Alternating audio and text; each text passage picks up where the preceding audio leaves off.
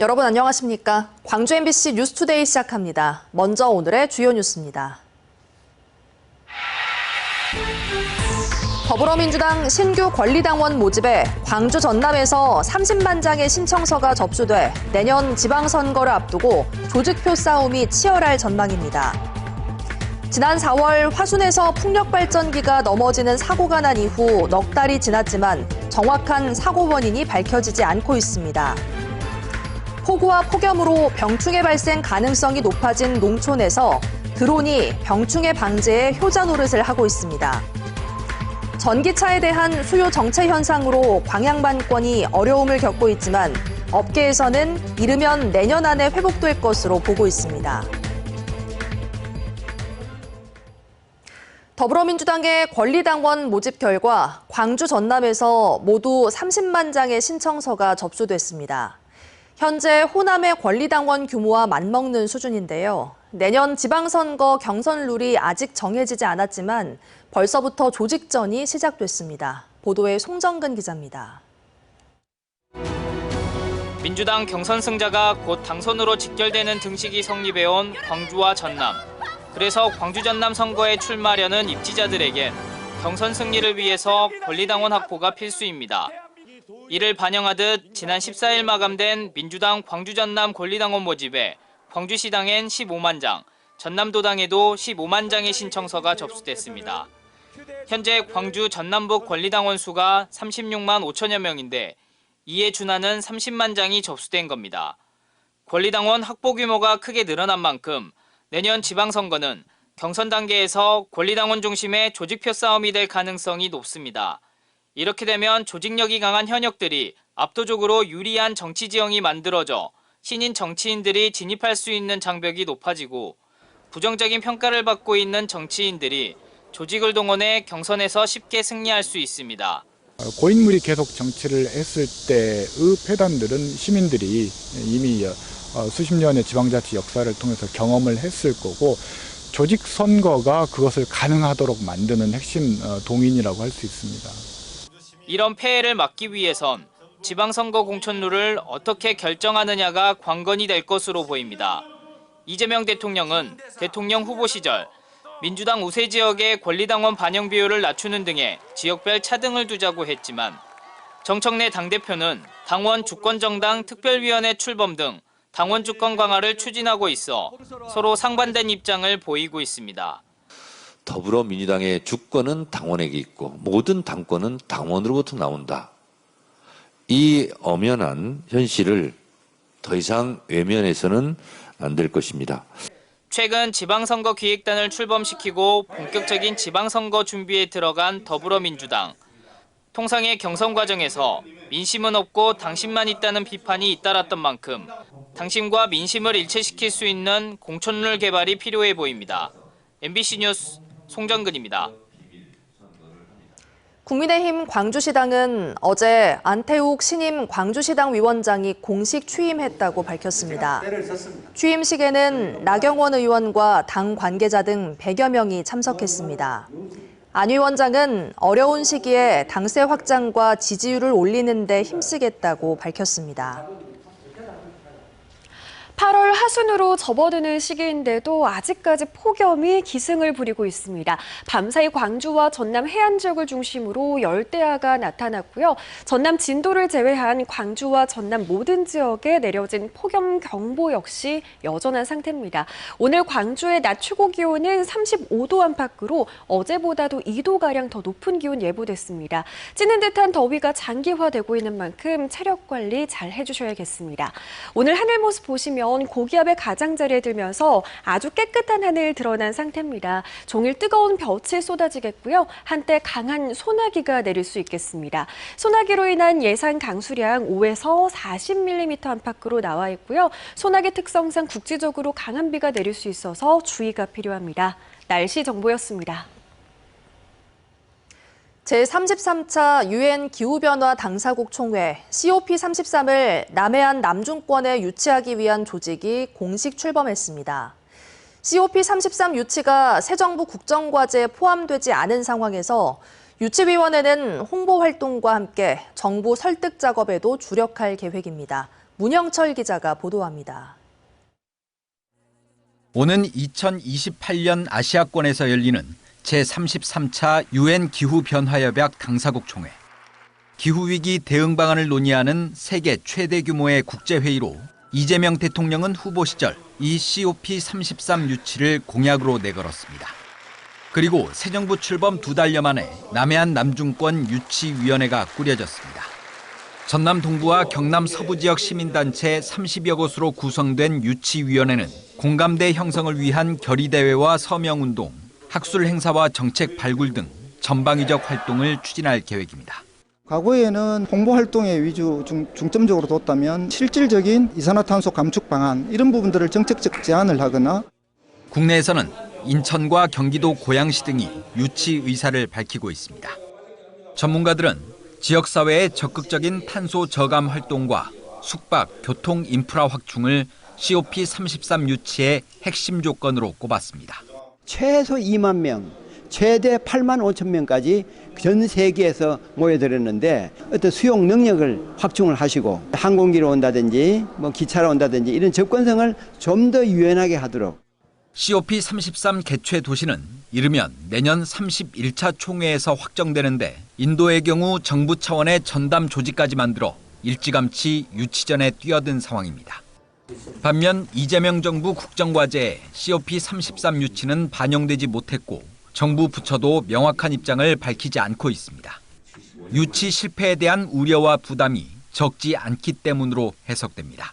우리 지역에서 먼저 기후위기에 대한 극복 의지를 결집을 하고 그것을 정부에 적극적으로 설득하면 이재명 정부에서 이것을 깊게 검토하리라고 저희들은 믿고 있습니다. 유치위원회는 환경부와 총리실 등을 방문해 COP33 유치의 필요성을 설명하고 정부 정책에 반영해 줄 것을 요청할 계획입니다. MBC 뉴스 문형철입니다. 고용노동부가 대유위니아 경영 악화에 이어 금호타이어 공장 화재로 타격을 입은 광주 광산구 전역을 고용위기 선제 대응 지역으로 지정했습니다. 노동부는 어제 고용정책 심의회를 열고 석유화학 산업 침체를 겪고 있는 여수시와 함께 광산구를 전국에서 처음으로 고용위기 선제 대응 지역으로 지정하고 해당 지역의 실업과 실직이 급증하지 않도록 최대 6개월간 경제적, 기술적 지원을 실시합니다. 지난달 16일부터 전남에서 닷새간 이어진 집중호우로 인한 피해 복구비의 규모가 2,800억여 원으로 확정됐습니다. 중앙재난안전대책본부는 심의를 통해 해당 복구 계획을 확정했고 지역별로는 담양 1,230억 원, 나주는 381억 원, 한평 201억 원이 반영됐습니다. 이번 복구비에는 근본적인 피해 원인을 제거하기 위한 지방하천 8곳의 개선 복구비 1,294억 원도 포함됐습니다. 폭우에 이어 폭염이 기승을 부리면서 병충해 발생 가능성도 높아지고 있습니다. 실제로 중국 남부에서 날아든 벼멸구의 유입도 많아지고 있는데요. 이미 초고령 사회로 접어든 농촌에서는 병충해와의 싸움에 드론이 선봉장으로 나서고 있습니다. 보도에 이재원 기자입니다. 30여 가구가 모여 사는 나주시 다시면의 한 농촌 마을. 마을 앞 들녘에서는 드론을 이용한 방제가 한창입니다. 수천 제곱미터에 논 이곳저곳을 드론이 날아다닌 뒤에는 농로 한편에 파란색의 원이 칠해집니다. 방제를 모두 마쳤다는 의미인데 10헥타르가 넘는 논을 드론이 날아다니는 동안 마을 주민들은 드론을 지켜보거나 그늘 밑에서 담소를 나눕니다. 예전 같으면 무더위와 싸우면서 직접 논에 뛰어들어야 했지만 드론이 농사의 자리를 잡으면서 독한 농약으로부터도 해방됐습니다. 더운 데서 일하는 게 제일 좋지. 더우면 못해요. 약도 기가 막히지. 정말로 잘 나왔어. 정말로. 농가들이 농약을 하면서 농약 중독도 될 수 있고 또 몸에 피로감도 많이 오고 또 그러기 때문에 저 드론으로 하면은 엄청난 농가에 이익이 됩니다. 무더위 속에서도 드론을 이용한 방제가 실시되는 이유는 폭우와 폭염이 오락가락하는 사이에 병충해 발생 가능성도 높아졌기 때문입니다. 특히 쌀 생산량과 품질에 직접적인 영향을 미치는 벼멸구는 폭염 아래에서 개체수가 급격히 증가할 수 있습니다. 실제로 이번 달 들어 중국 남부에서 날아든 벼멸구가 전남 지역에 유입되면서 농업기술원은 위기 관리 단계를 관심에서 주의로 상향 조정했습니다. 이에 따라 각 지역의 농협에서는 드론 방제단을 구성하고 드론 한 대당 하루 평균 20헥타르의 논에서 방제를 실시하고 있습니다. 작년에도 마찬가지로 벼멸구가 심해가지고 상당히 많은 피해를 입었었는데 침수 피해라든가 이런 폭염 피해 때문에 병충해가 더 이렇게 발생할 수 있어서 그 부분에 포커스를 맞춰서 지금 방제를 하고 있습니다. 기승을 부리는 무더위와 비례 치열해지고 있는 병충해와의 싸움. 그 선봉에 서 있는 드론 덕분에 고령화된 농촌의 해방감은 더욱 크게 느껴집니다. MBC 뉴스 이재원입니다. 지난 4월 화순의 한 야산에서 풍력발전기가 넘어지는 사고가 발생했는데요. 하지만 넉 달이 지났는데도 정확한 사고 원인이 밝혀지지 않고 있습니다. 김영창 기자가 현장 취재했습니다. 거대한 철제 구조물이 중간 부분이 꺾인 채 방치돼 있습니다. 지난 4월 높이 127m인 풍력발전기 11기 중 1기가 원인모를 이유로 주저앉은 겁니다. 사고가 난 지 넉 달이 돼가지만 사고 원인은 정확히 밝혀지지 않고 있습니다. 인근 주민들은 2차 사고로 이어지지 않을까 노심초사합니다. 보기는 싫죠. 시간이 오래 걸린다는 소리만 들었어요. 사고가 난 발전기는 독일의 전문 풍력 발전기 회사인 지멘스 가메사가 만든 것으로 부품 조립과 설치 작업은 한국의 하청 업체가 도맡아서 했습니다. 전문가들은 구조물이 휘어진 건 매우 이례적이라며 원청의 제품 결함과 구조물 이음새 문제 등을 지적한 바 있습니다. 사고 당일 강풍이 불거나 날씨에는 전혀 문제가 없었기 때문입니다. 지멘스 가메사는 사고 이후 부품 샘플을 독일로 가져간 뒤 현재까지 사고 원인을 조사 중이지만 제대로 밝힐 수 있을지는 의문입니다. 때문에 제품 결함 등 자사에 불이익이 될 수 있는 결론을 내릴 가능성은 매우 낮습니다. 앞서 지난 2016년 강원 태백에서도 유사 사고가 발생했지만 제작사가 자체 조사하면서 원인은 명확하게 규명되지 않았습니다. 정부도 자체 조사보다는 제작사만을 바라보고 있는 상황입니다. 저희도 지금 아는 바가 없고 그 터빈 제조사인 지멘스가 현재 조사 중인 걸로 알고 아직 결과가 안 나온 걸로 알고 있거든요. 현재 관련 법상 풍력 발전기에 대한 안전 점검만 할 수 있을 뿐 사고 원인 조사는 제작사가 주도적으로 하고 있습니다. 이번 사고를 계기로 관련법을 개정하고 발전기에 대한 안전 대책을 강화해야 한다는 지적이 나오는 이유입니다. 시운전을 하기 전에 구조 안전을 확인해야 할 어떤 항목이라든가 이런 것들이 워크북이 만들어줘야 되는데 매뉴얼이 이런 것들이 없는 것이 지금 문제인 것 같아요. 현재 전남에 있는 풍력 발전은 육상과 해상을 합해 21개소에 170여 개가 발전하고 있습니다. 또다시 사고가 일어날 수 있는 만큼 정부가 나서서 정확한 사고 원인을 밝혀내고 재발 방지 대책을 마련해야 합니다. MBC 뉴스 김영창입니다. 영산강 유역 환경청과 광주 북구가 서방천 일대 상습 침수 예방을 위해 430억 원 규모의 하수도 정비 사업을 추진합니다. 이는 5.8km 구간 우수관로를 손보거나 신설하는 사업으로 2028년 완공이 목표입니다. 한편 북구는 어제 특별재난지역 선포에 따른 63억 원 규모의 지원 사업을 안내하고 중장기 예방 대책을 설명하는 주민보고회를 열었습니다. 이 자리에서는 서방천 하수도 정비 사업을 포함해 영산강청 등에 건의할 2천억 원 규모의 재해 예방 사업도 공개했습니다. 5.18 왜곡 보도를 쏟아내던 인터넷 매체 스카이데일리가 5.18 북한군 개입설은 가짜라며 다시 한번 사과했습니다. 해당 매체는 5월에 이어 지난 18일에도 5.18 보도 사과드린다는 제목의 기사를 통해 그간 판결과 각종 자료를 자체 분석한 결과 5.18 북한군 개입설은 허위라는 결론을 내렸다고 밝혔습니다. 하지만 관련 기사 등은 여전히 삭제하지 않고 있어 한국신문윤리위원회 등 관계기관의 중징계 처분을 의식한 조치로 해석됩니다.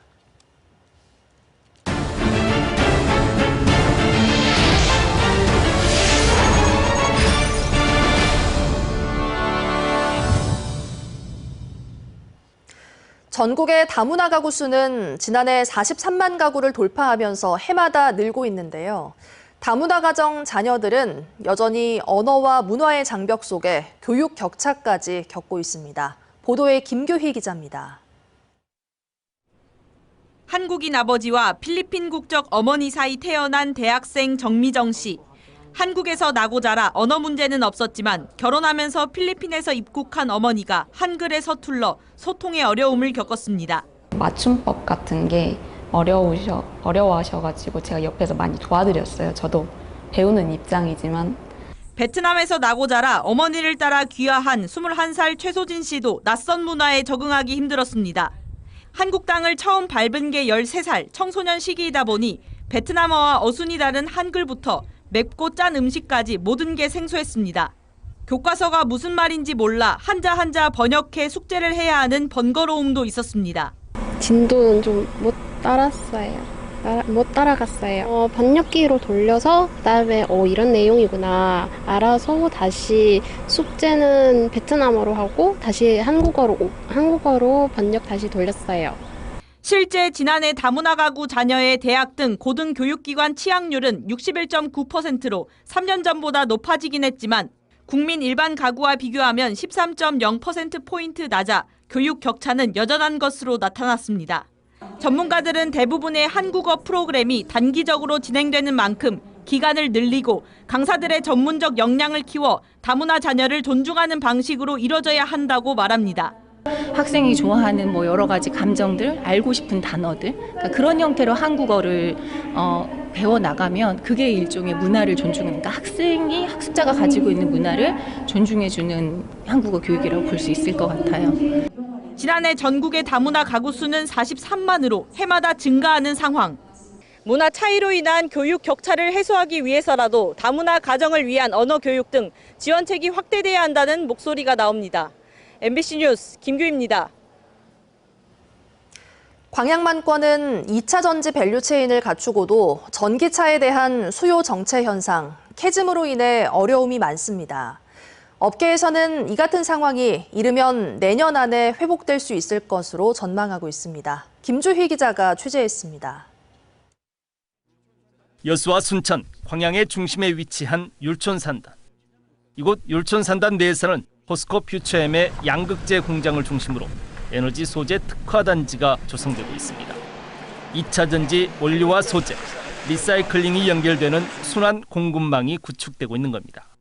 업계에서는 현재 세계 전기차 시장이 일시적인 수요 정체 현상, 즉 캐즘을 겪고 있지만 머지않아 수요가 다시 늘어날 것으로 전망하고 있습니다. 이르면 내년 말 안에 전기차 수요 회복이 시작될 수도 있을 것이라고 전망하고 있습니다. 전기차 캐즘을 길게는 내년까지 이어질 수 있을까 의견이 있습니다. 하지만 최근 전기차 외에 ESS, U-모빌리티, 방산 등 새로운 시장으로 부상하고 있는 만큼 회복이 빠를 수 있다는 전망이 있습니다. 포스코 퓨처엠을 포함한 포스코 리튬 솔루션, 포스코 HY 클리멘탈 등이 어려운 경기 상황 속에서도 생산 능력 확대에 집중하고 있는 이유입니다. 특히 포스코 퓨처엠은 지난 2018년 연산 5,000톤 규모의 1단계 생산 공장 착공 이후 4년여 만에 연산 9만 톤 규모로까지 증설을 마쳤습니다. 투자 금액만 1조 2,600억 원에 이릅니다. 여기에 더해 해외 합작법인 설립을 통해 캐나다 등 9개 지역에서도 양극재 공장을 공격적으로 증설 중입니다. 포스코 퓨처엠은 이 밖에도 양극재 고품질 소재 생산 기술력을 갖추는 데도 공을 들이고 있는 분위기입니다. 올해 내로 엔트릭 및 스탠다드급 전기차용 LMR 양극재 개발을 완료하고 양산 기술을 확보할 계획입니다. 특히 중국이 주력으로 생산하고 있는 LFP 배터리 대비 에너지 밀도가 33%가량 높고 리튬과 니켈도 회수할 수 있는 장점이 있어 LFP 시장을 점진적으로 대체할 수 있을 것으로 전망됩니다. 글로벌 철강 사업을 기반으로 한 포스코 그룹이 새로운 미래 경쟁력으로 선택한 2차 전지 에너지 소재 밸류체인 구축 프로젝트. 2차 전지 캐즘의 파고를 넘어서면 율촌산단을 중심으로 한 광양만권은 국내 에너지 소재 산업의 새로운 중심으로 주목받을 수 있을 전망입니다. MBC 뉴스 김주희입니다. 광주시가 올해 아이를 낳은 가정을 대상으로 50만 원의 출생가정 축하 상생카드를 지급한다고 밝혔습니다. 지난 1월 1일 이후 광주에서 태어난 아이 1인당 50만 원의 상생카드를 지급하며 첫째 아이는 출생 이후부터, 둘째 아이는 1세가 되는 날부터 지원 대상이 됩니다. 상생카드는 오늘부터 출생아의 부모가 주소지 행정복지센터에서 신청할 수 있습니다. 문화체육관광부와 한국관광공사가 오늘부터 진행하는 하반기 숙박세일 페스타에서 전남이 다른 지역보다 더 큰 숙박 할인 혜택을 제공합니다. 이번 숙박세일 페스타에서 일반 비수도권 지역의 경우 숙박요금이 7만 원 이상이면 3만 원, 그 미만은 2만 원이 할인되지만 전남은 각각 5만 원과 3만 원으로 할인 폭이 확대됩니다. 이는 12.29 여객기 참사 이후 침체된 전남 관광을 회복하기 위해 전남도가 지난 6월부터 국회와 정부에 특별 재난지역 확대를 지속해서 건의한 것이 반영된 겁니다.